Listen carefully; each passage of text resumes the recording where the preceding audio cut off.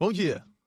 Segunda-feira começa com China descendo taxa de juros de curto prazo 0,25, mas isso não fez tanto preço assim. Shenzhen sobe 1%, outros índices na China caem, Hong Kong cai quase 2%. Minério de ferro sobe 0,5% praticamente, voltando à casa dos $102. Quem está andando um pouquinho mais é o petróleo, que sobe 1,2%, tentando retomar a casa dos $74, depois de ter caído quase 8% na semana passada. Nessa frente a gente não teve nenhuma novidade, talvez seja só um movimento técnico de repique, ou pode ser que essa queda de juros lá na China tenha estimulado de alguma forma a expectativa por demanda, o que faz com que o petróleo suba. Mais cedo a gente teve PPI na Alemanha, que é a inflação ao produtor, e ela veio abaixo das expectativas, a inflação mais fraca do que esperada na Alemanha. E isso é praticamente tudo que a gente tem para o dia de hoje. Além do Focus aqui no Brasil, às 8h30, e os Fed Speakers falando também. Bolsas na Europa amanhecem em queda, 0,46 para o Eurostoxx 50, os 600 cai 0,11. Já o dólar DXY sobe 0,13, rondando a casa dos 103,60, com o iene se desvalorizando a quase $150. E dólar contra as emergentes, ele está mais ou menos misto, mas ele sobe ali contra o peso mexicano mais uma vez, enquanto que Bitcoin tentando chegar à casa dos $70 mil. Esse final de semana estava ali nos 69.400. Agora está recuando um pouquinho, está $68.300 praticamente.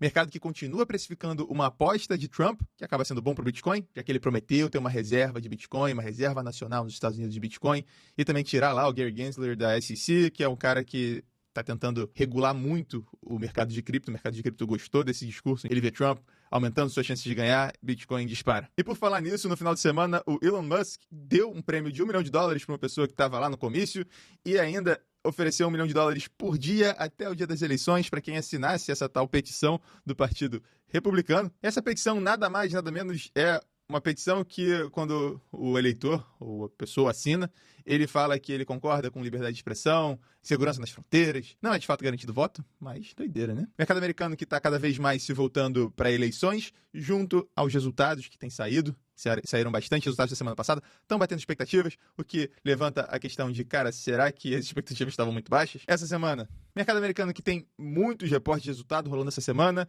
Na quarta-feira, talvez seja o dia mais importante, com Coca-Cola reportando resultado, antes do pregão e depois do pregão, Tesla reportando resultado. Esse aqui é o resultado que mais chama a atenção essa semana. Lembrando que na semana passada a gente teve aquela volatilidade lá no início da semana, com a SML reportando resultado antes do esperado, falando que a demanda de chips estava menor do que as expectativas, e aí no dia seguinte reportou TSMC, reportou um excelente resultado, e aí o mercado de chips voltou a subir, e por enquanto a gente tem uma Nasdaq recuando 0,40 agora, lá no pré-mercado dos Estados Unidos, e a S&P recuando 0,20. Mas eu queria chamar a atenção para isso aqui, olha, na semana passada o Russell 2000, que está, sim, muito mais amassado com relação aos outros índices nos Estados Unidos, foi quem mais se destacou, subiu quase 2%, enquanto que Nasdaq, com essa volatilidade que eu falei, subiu só 0,34%, S&P subiu 0,60% e Dow Jones subiu 1,1. Essa semana passada a gente pode ver um pouquinho daquele trade de rotação voltando a acontecer. O que pode ser bom para quem? Para o nosso Brasil, se o nosso Brasil ajudar. Nosso índice em dólar, que volta a cair quase 18% no ano. Tá vendo uma apresentação do Charlie Bilello, excelente vídeo por sinal. Eu tive que tirar esse print aqui, que poxa, olha que tristeza. Nosso Brasil é um dos índices que mais caiu no ano. Vários outros que ele trouxe aqui, retornos em dólar esse ano.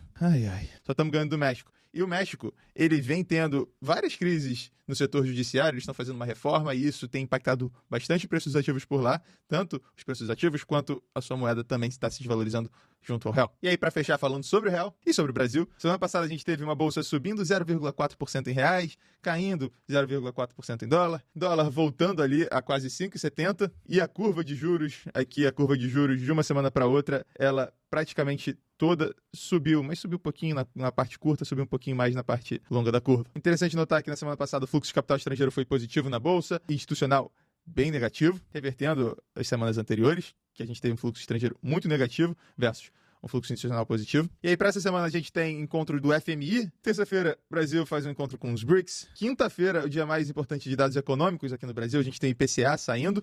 E temporada de resultados começa a rolar aqui no Brasil, com destaque para Vale na quinta-feira. E é esperado que a gente tenha dados de arrecadação tributária federal de setembro, mas não tem data definida ainda. É o nosso Brasil. Por hoje é isso. Muito obrigado pela atenção, bons negócios e até amanhã.